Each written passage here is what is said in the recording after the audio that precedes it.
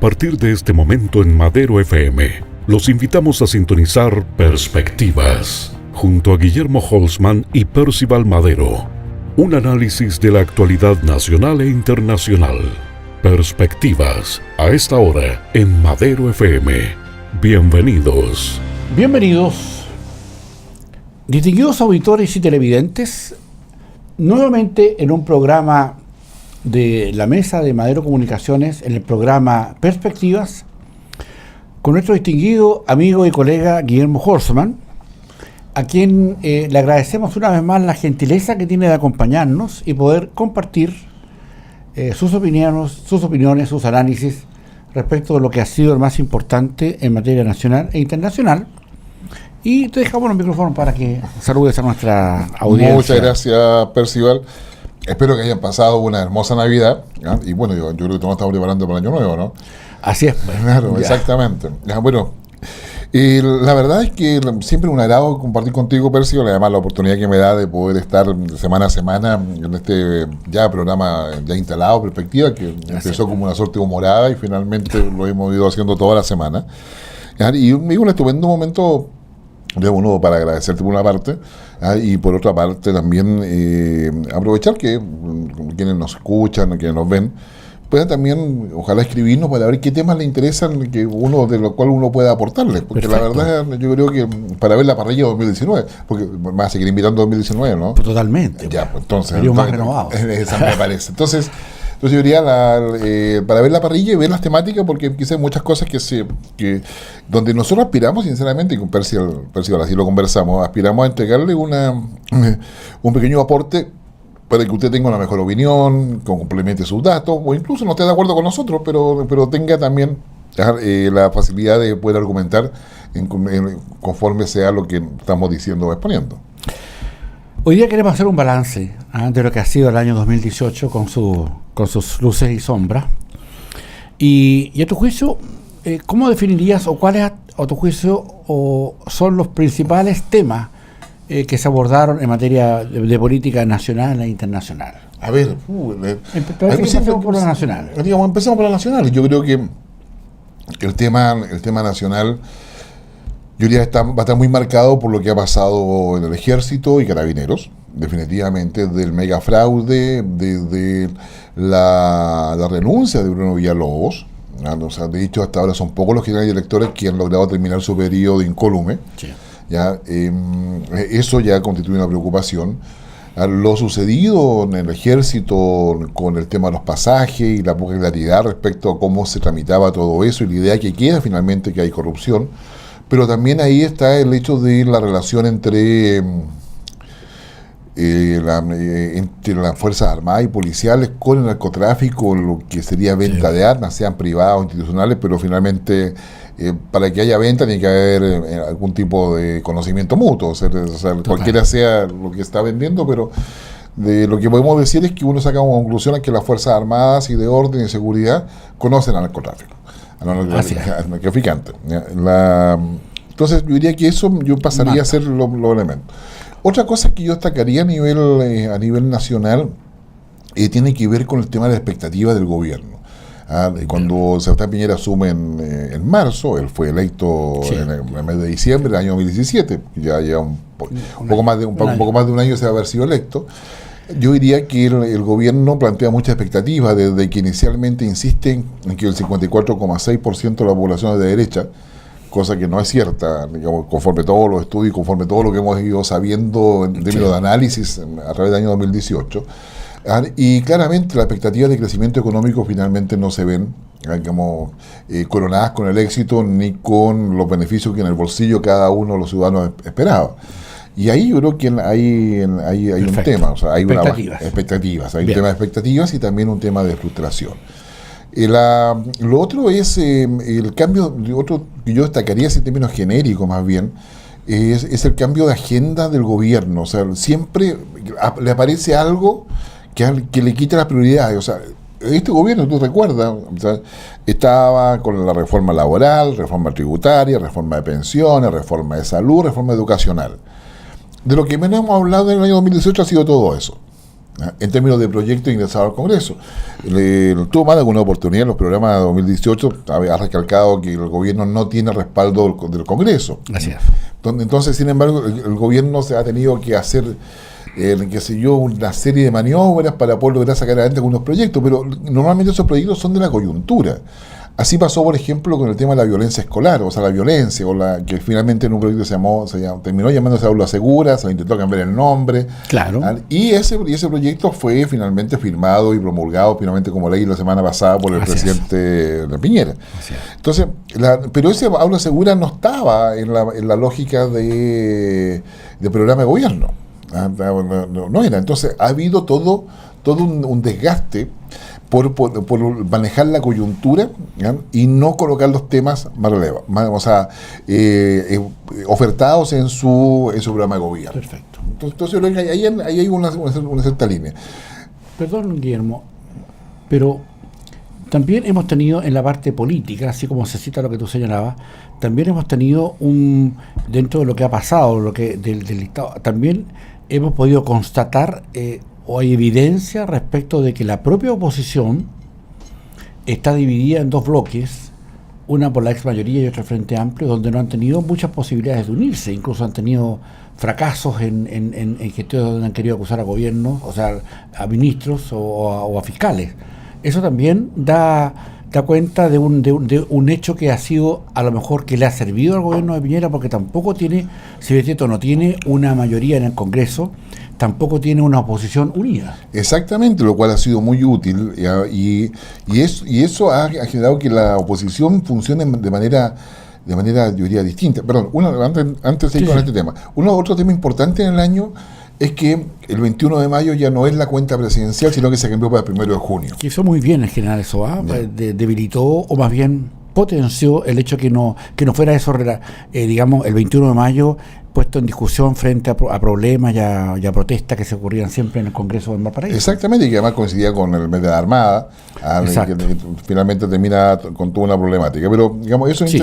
Y ahí Piñera vuelve a ratificar lo que son sus ejes programáticos. Y son esos ejes programáticos los que no ha podido darle pleno despliegue, y ahí viene las críticas al tema de comunicación del gobierno.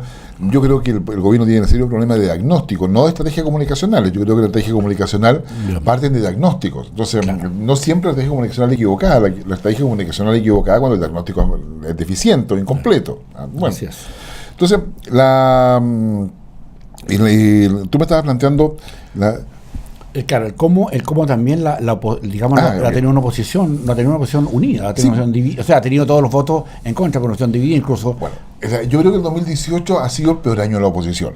Primero porque la nueva mayoría pasa a ser, se empieza a denominar ex nueva mayoría. Claro, digamos, de partida. Viene el tema respecto a qué cosa puede pasar. Viene el tema de la democracia cristiana. Claro, con el resabio de la ex candidata presidencial propia. Exactamente. Asume Fuad Chaín en la democracia cristiana, que finalmente logra imponer un cierto estilo de liderazgo inédito dentro, no sé si inédito, pero que no se esperaba de parte de él. Y ha logrado instalar. Yo diría una serie de fuerzas. Se producen varias renuncias a la democracia cristiana, un partido emblemático en la historia política chilena, de la Falange Nacional, creada en el año 36, cuando pasa a ser partido demócrata cristiano en el año 57. Entonces, yo diría, la democracia cristiana se transforma en uno de los principales obstáculos a la generación de un frente opositor al gobierno. Claro. Y ahí yo diría el gobierno y el propio Piñera juega un poco digamos, con la cercanía que tiene con Mariana Elwin, o sea, digamos, hay todo un juego político, pero que en la práctica está terminando en que la democracia cristiana no se suma gratuitamente a una oposición a Piñera. Y tampoco el Partido Radical en algunos casos. Claro, entonces ahí hay un tema que es interesante. El Frente Amplio empieza a sentir el peso de estar dentro de la institucionalidad, y el hecho de poder comportarse como legisladores, pero a su vez como políticos. Y los liderazgos de Jackson, Boric, si bien es cierto, se mantienen y aparecen en las encuestas, son insuficientes para poder generar un Frente Amplio homogéneo. Homogéneo que sea realmente una fuerza política con capacidad de presión o chantaje. Gracias. Y la extrema mayoría finalmente termina en lo que llaman, que para mí es una alianza electoral, la convergencia progresista. Sí. ¿Verdad? Y que están pensando, en los partidos políticos, para ser sincero, están pensando única y exclusivamente en las próximas municipales, y particularmente al próximo gobernador. A un gobernador que va a estar lidiando directamente con los senadores, o sea, en términos de voto me refiero. Entonces hay todo un tema. Pero también, en esta lógica, la oposición empieza a descubrir que hay espacio para una oposición que yo llamaría sofisticada. ¿Ya? Entonces, las primeras cosas que pasan, y que ahora en el mes de diciembre también lo estamos viendo, es que frente a toda la llegada del gobierno de Piñera y el argumento del gobierno de Piñera de sacar a los operadores políticos, todos se van con recursos a Contraloría, con recursos a la justicia, para poder establecer de que son despidos injustificados, etcétera, etcétera, etcétera, y empiezan a colocarle el obstáculo al gobierno de Piñera, que termina finalmente, para que ustedes recuerden, en las críticas a la instalación del gobierno. Hay quienes dicen que hasta el día de hoy el gobierno no ha terminado de instalarse. Sí. Ya, que todavía falta nombrar a mucha gente. O sea, hay embajadores de Francia que se nombró la semana pasada, por decir algo, ya, después de lo que se trató con Palma Salamanca de la extradición y que Francia le da asilo. En fin. Entonces, el tema de la instalación pasa a ser un tema del cual hay que tomar nota, no solamente porque a Piñera le afectó, sino que probablemente le va a afectar a todos los gobiernos. Para un periodo de 4 años, demorar más de un año en instalarse, claro, es un tema. Es un tema, y yo diría que eso sí le ha significado a Piñera un tema. Ahora, a su vez también la oposición, tal cual lo hacía antes, la derecha cuando era oposición, ha aprovechado otras instancias más sofisticadas de poder colocarle piedrita en el camino o piedrita en el zapato al gobierno de Piñera, el Tribunal Constitucional.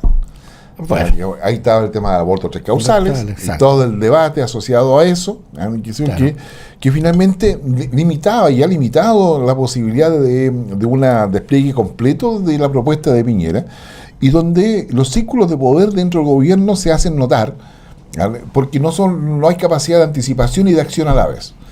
Entonces hay un tema comunicacional del gobierno que lo sufre los 6 primeros meses, así en forma evidente. Entonces, yo diría, hay una serie de cosas que está el Tribunal Constitucional. Después vienen hechos inéditos, a mi modo de ver, y preocupantes. ¿La migración, por ejemplo? No, todavía no sin llegar a eso. Ya. No, que afectan la institucionalidad. Primero, de que hay ministros de la Corte Suprema que son acusados en el Congreso. Bueno. ¿Ya? Después hay un contralor que despide a la subcontralora, y él alega de que la despide porque perdió su confianza. Eso es, de punto de vista democrático, es un argumento, yo diría, irracional.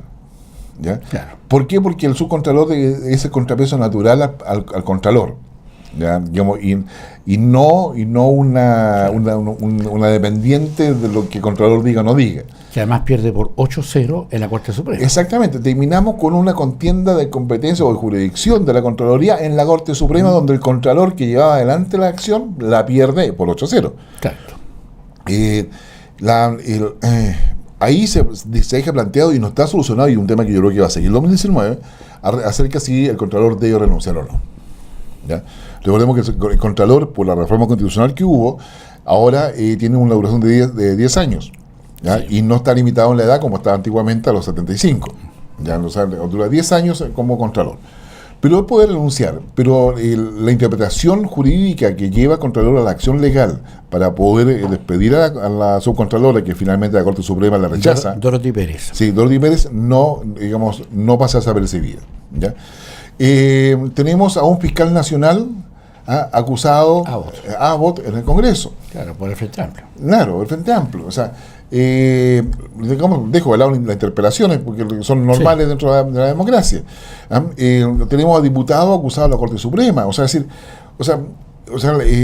hay una suerte de obstaculismo institucional, claro, que es evidente que también le ha pasado, yo diría, la cuenta a Piñera. Sí. ¿Ya? Y eso porque la oposición finalmente logra hacer la oposición o por los errores de Piñera, o por los vacíos de Piñera, o por la falta de acción o anticipación del gobierno. Creo que lo único que probablemente no ha sido hecho así como un seco culpable pero sí tocó también la pérdida de la fuerza institucional de la Iglesia Católica, producto de toda la creación de todo esto. O sea que también fue un tema que, digamos, desbordó la autoridad porque generó una agenda propia y con fuerte caída en la mirada que se tenía de la Iglesia hasta ese minuto. O sea, de hecho, yo te diría, digamos, yo creo que eso influye muchísimo porque el establishment de la Iglesia Católica, yo creo que podemos después darle a lo que pasó ya la semana pasada, de la encuesta sobre eso, pero el establishment de la Iglesia Católica está muy unida a la elite política del país. Sí. ¿Ya? Entonces el impacto que sufre la Iglesia claramente tiene una derivada importante también en la política. Ahora, otra cosa que nos pasó desapercibida fue no sé si llamarle errores o no, pero el paso por el Ministerio de Educación del ministro Varela. Sí. Ya. El ministro había pertenecido a la izquierda hace mucho tiempo atrás. No, Varela era el que estaba de acuerdo, el que dijo que para arreglar los problemas en las escuelas había que hacer un bingo. Toda la razón. Había que hacer un bingo. Exacto. Había que hacer un bingo. Estaba hablando del ministro de la Cultura. Exactamente. Tiene razón. Entonces, el ministro de Salud. Claro. Entonces diría, era notable. Qué sé yo, o sea, los dichos, porque incluso después el ministro de Economía se lanza ahora, pero él no renunció. Claro. En un programa de televisión, digamos, diciendo que no era bueno invertir en Chile, claro. que había mejor rentabilidad afuera. Digamos, diciendo que lo decía el ministro de Economía. Claro, Valente venía del sector privado donde se dedicaba a dar esa asesoría. Claro. Pero, y después viene al que tú mencionabas, el ministro de Cultura, que dura 90 horas. Que se yo en el puesto y tiene que renunciar, y renuncia porque él define en uno de sus libros de que el Museo de la Memoria es un montaje, y que ese montaje hace una serie de críticas que por supuesto lleva a que renuncie finalmente, porque él además sale a defender sus dichos, pero eso no fue atrozmente atacado. Exactamente. Incluso dijeron muchas mentiras sobre eso y finalmente nadie les pidió disculpas, que es lo que decía el otro día, era una entrevista larga. Exactamente. Entonces diría, yo creo que por ahí van, como lo he dicho, que si tengo memoria, si usted tiene algún más, por favor. La migración, ¿cómo bueno, yo creo que sí, ahí volvemos a la inmigración. Yo creo que el fenómeno que visualmente vivimos, y que acá en Santiago no se había considerado mucho, pero sí en el norte, en Iquique, Antofagasta, ya era que sea la migración colombiana, venezolana, peruana, que sea boliviana, era una cosa bastante evidente, y también asiática, que no quejarla de lado. Entonces, pero ya cuando el tema viene, que había empezado el año pasado, y que se hace evidente en el norte y sur del país, hasta Chiloé, donde tú veías haitianos caminando por la calle, venezolanos, en fin. Y empezamos con todo lo que es el éxodo de venezolanos, que no solamente vienen a Chile, también a Brasil, a Argentina, de Haití, que empiezan a llegar aviones llenos.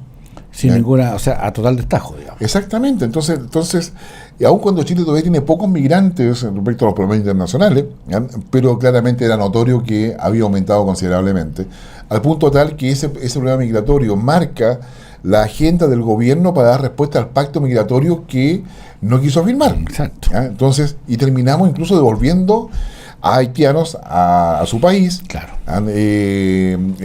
Porque no tenían trabajo acá, no lo podían sostener. Idiomas. Un problema de idioma. De hecho, muchas instituciones tuvieron que contratar a gente que hablase creolé para poder hacer la interpretación. Exacto. En Haití se habla francés y creolé. La gente que venía acá hablaba más creolé que francés. O sea, digamos, el francés es como de la casta superior haitiana. Pero en la mayoría mayoría mucho mejor creolé que el francés. Perfecto. Ahora, eso también generó todo un ordenamiento de la casa. Aparentemente, las encuestas, las fotografías que se han sacado sobre eso, hay una mirada, digamos, bastante distante respecto de la opinión que se tiene en los estratos sociales más desposeídos sobre la migración. El gobierno puso sobre la mesa este tema porque representaba un porcentaje importante de gente que está contra esta migración exacerbada, más de un 58% respecto de eso, y además porque suponía el que en un tipo de una acción de guerra de comunicaciones, por decirlo así, el gobierno también recuperara esta agenda perdida que tenía por el caso Catrillanca, después pasó por el tema de los puertos, que está terminando todavía, no sabemos si el caso se va a solucionar o no. Exactamente. Entonces, el gobierno ha sufrido, más allá de cualquier circunstancia, no solamente los embates de sus propios errores en algunos casos, como tú lo has dicho recién, sino que también de un oportunismo muy interesante y muy inteligente de la oposición, que ha sabido sacarle mucho partido al tema, a los temas que han ocurrido, al tema Catrillanca, al tema migración, ¿te fijas? Pero uno de los temas que marca también yo no sé tu juicio porque no lo citamos como en el resumen, pero ¿qué te pareció a ti lo que dejó como consecuencia en la conciencia colectiva? Un tema que se usa muy ciútico, pero bueno, respecto de lo que ocurrió en este programa Aula Segura y todo aquel donde el gobierno logró también imponerse para efectos de poder ordenar lo que era un comportamiento delictivo, más bien, que tú me señalabas en uno de tus programas anteriores, que relacionamos acá en nuestra perspectiva, como una digamos, violencia política. Claro, o sea, para mi modo de ver, Aula Segura sí el gobierno lo sacó adelante, ¿vale? Porque lo presentó así, y para no hacer pie atrás, finalmente presiona y negocia, hasta donde yo entiendo le costó una embajada, sí, para poder sacar los votos necesarios, pero el costo de transacción, la negociación fue alto para el gobierno. Aula Segura yo creo que se promulgó la semana pasada, ya definitivamente, ¿verdad? Pero el tema que deja igual, o sea, arreglamos el tema de la violencia en la escuela, los liceos, ¿verdad? Pero no en la calle. Entonces los portuarios que hacen, o sea, tienen el tráfico completo en el plan de Valparaíso, ya los comerciantes ilegales acá en la zona central hacen lo propio. En cada ciudad la violencia pasa a ser un elemento, yo diría, cada vez más frecuente. Entonces, cuando ya empezamos con las molotov como una cosa normal, yo insisto, es violencia política y eso no es tolerable porque pasar de la molotov a otro tipo de agresiones, la brecha es muy breve. Muy breve. Guillermo, ya lo internacional. Venezuela, Bolsonaro, digamos el G20 en Buenos Aires. ¿Cuál es tu línea de pensamiento respecto a qué ha sido lo influyente? Trump. Sí, o sea, sin lugar a duda Trump ha sido probablemente... Trump, ¿qué significa Trump en la práctica hasta el día de hoy? Trump es el que dice no al Acuerdo de París, o sea, todo lo que es los compromisos medioambientales, a lo cual Chile después también va a decir que no a una parte de eso, sí, con Escazú. ¿Ya? Trump, digamos, ¿qué representa? Representa un nacionalismo económico. Es decir, yo quiero primero Estados Unidos, segundo Estados Unidos, tercero Estados Unidos, y después el resto. Y eso lo ve en la economía y se expresa en que él, a virtud de ello, está lejano al multiculturalismo. Estados Unidos se va de la Comisión de Derechos Humanos de Naciones Unidas. Estados Unidos no vota ni participa en la confección del pacto migratorio, ¿ya? Y Estados Unidos va tomando distancia y tomando conflicto en términos de revisar, qué sé yo, el Tratado de Libre Comercio con Canadá, el NAFTA, qué sé yo, y con México, con un México donde aparece López Obrador con un aroma Chávez, sí, muy impresionante. Ya las diferencias que tiene Trump con la Unión Europea, te estoy hablando de los aliados, sí, los aliados, con Macron, con Angela Merkel, incluso con Theresa May, exacto, es decir, con su socio estratégico de Inglaterra, que siempre lo acompañó en toda su andanza, digamos. Claro. Entonces Trump marca una incertidumbre importante, ¿no? Y su poca preocupación por América Latina, eso es más que evidente. Bueno, hay un tema internacional, la visita de Piñera a Donald Trump con la bandera. Sí. Yo lo considero lamentable, digamos, porque sí, y la guerra comercial chino-norteamericana, ¿cómo nos ha afectado? Eso marca el 2018 definitivamente. Estados Unidos le declara la guerra comercial y la guerra comercial tiene que ver con que China, si quiere estar en el mundo industrializado de la globalización, tiene que pagar las patentes necesarias de los productos que está produciendo, y donde no ha pagado patentes. Yo creo que eso. Es el conflicto de sirios refugiados en Europa, yo diría como una cosa muy relevante, está la situación de Ucrania, Crimea, y el posicionamiento de Rusia como un actor geoestratégico relevante, con capacidad militar y tecnológica, capaz de poder tener un impacto decidido en las capacidades de comunicaciones de la Unión Europea y de OTAN. El despliegue del mismo Rusia en Siria, el apoyo que le da Bashar al-Assad, probablemente va a ser ahí importante en Medio Oriente la decisión de Trump de reconocer a Jerusalén como capital de Israel, que se seguía por varios países. La relación que llega, que profundiza y soluciona con Corea del Norte. Exactamente, son cosas que marcaron el año. Hasta el día de hoy no tenemos noticia de cómo va a seguir la negociación con Corea del Norte, sí. Pero la foto se sacó. Ya, China con un despliegue no menor en América Latina, en el G20, China siendo el socio más importante de los países de América Latina y de varios países del mundo además. Entonces yo creo que ahí se marca todo un tema marcado por la posición de China, Estados Unidos, China con interés en Siria también, probablemente al nivel ya de política exterior, a nivel de lo que es un cuestionamiento adicional es la muerte de Khashoggi, el periodista, sí, en el consulado en Estambul. La forma de gobernar de Erdogan en Turquía, y por supuesto el surgimiento, yo diría, de lo que se ha dado a llamar ultranacionalismos en Europa. Muy fuerte. Que el muy fuerte, que la gracia, y ese es el resumen para este efecto del año 2018, los ultranacionalistas, que antes estaban a nivel local, a nivel municipal, para decirlo en el lenguaje nuestro, logran llegar al Parlamento. Estamos hablando de gente de propensión derecha.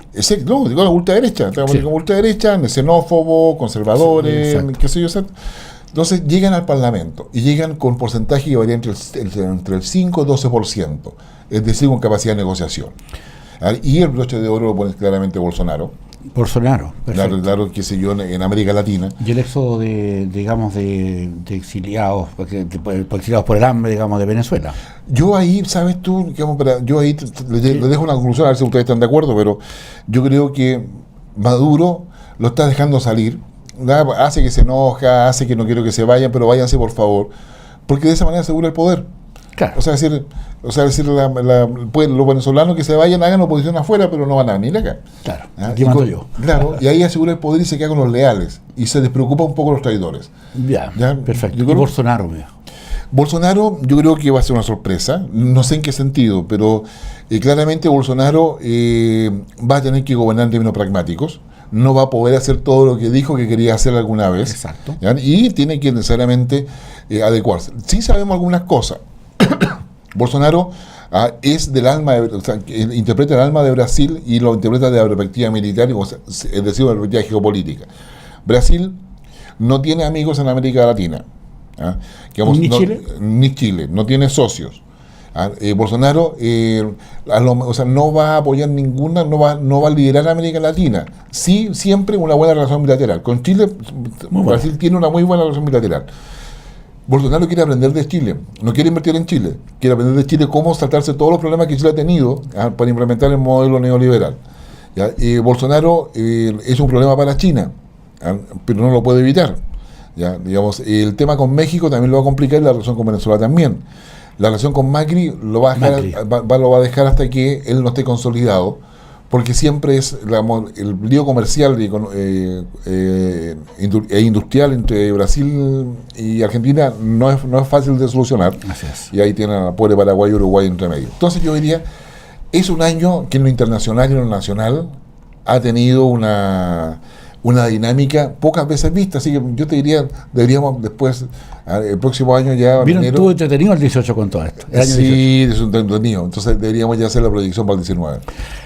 Mi querido Guillermo, gracias por todas tus participaciones este año aquí en Perspectiva, en nuestro programa, y te agradecemos enormemente tus escasísimos tiempos para poder dotarnos de una opinión más fundada de lo que ha pasado en Chile y en el mundo, y deseamos que tengas unas fiestas de Año Nuevo muy, muy bonitas con tu familia, y te dejamos invitado otra vez para otro ciclo de perspectiva el año 2019. Así que muchas gracias, Percy. Muchas gracias y los últimos segundos para despedirnos de nuestro No, gracias público. Y espero que tengan un buen cierre de años y que ese cierre de años siempre sea para mirar el 2019 con el vaso medio lleno, no medio vacío.